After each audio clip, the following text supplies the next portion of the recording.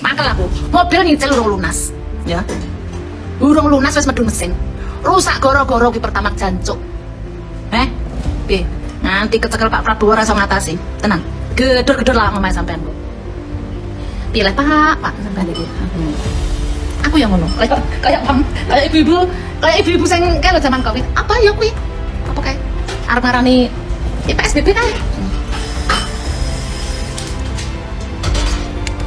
Gregeten aku. Iki lagi sik urusan Pertamax, urung liyane. Iki lagi sing ketok Pertamax siji tok. Mbok liyane urung kebongkar apa piye iki.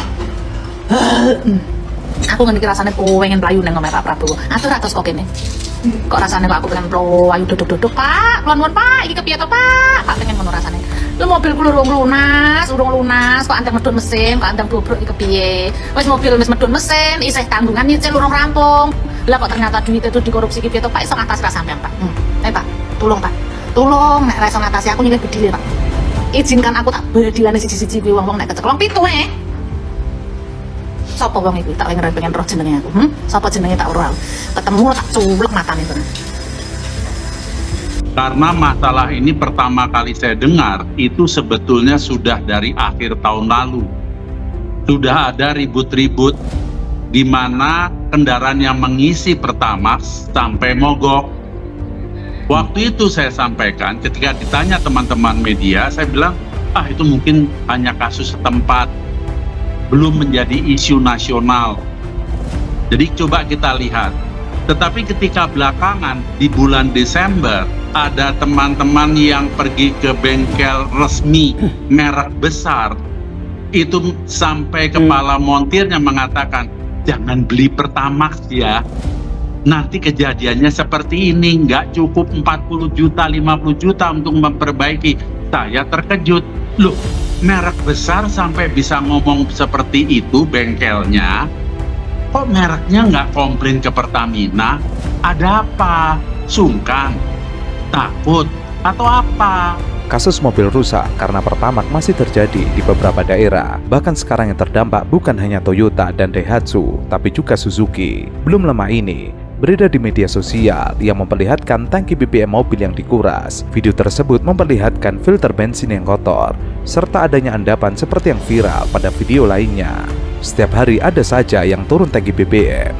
Penyebabnya adalah filter bensinnya tersumbat sampai tidak kuat jalan, dengan pengisian di SPBU yang berbeda-beda. Jika benar ya, karena kan itu nanti peradilan yang akan memutuskan. Jika benar bahwa bensin yang kita beli di bawah kualifikasi minimal yang dipersyaratkan oleh mobil kita, maka pasti akan ada hal buruk yang terjadi.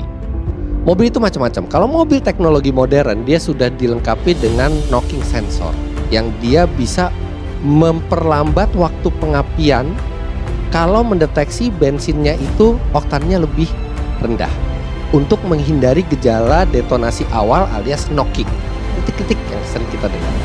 Kalau di mobil baru dengan knock sensor yang masih bisa mengatasi kekurangan oktan itu, yang akan terjadi adalah tenaga berkurang, konsumsi bahan bakar bertambah.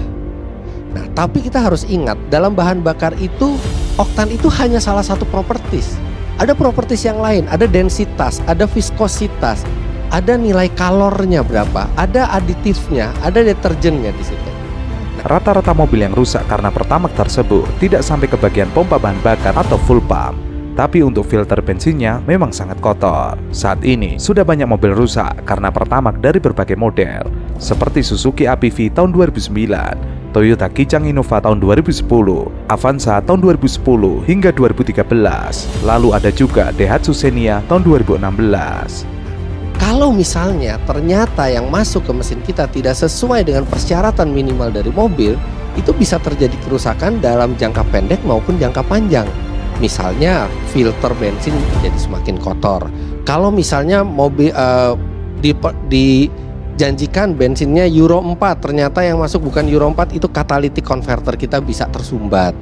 Dan yang paling bahaya adalah kalau kita memasukkan bensin yang di bawah standar oktan minimal yang dipersyaratkan oleh mobil itu, dan mobil itu tidak memiliki knocking sensor, misalnya mobil yang keluaran tua gitu ya, bisa terjadi ngelitik. Ngelitik itu detonasi awal. Piston masih bergerak ke atas, yang semestinya bensin itu belum meledak, dia sudah meledak duluan karena oktannya terlalu rendah.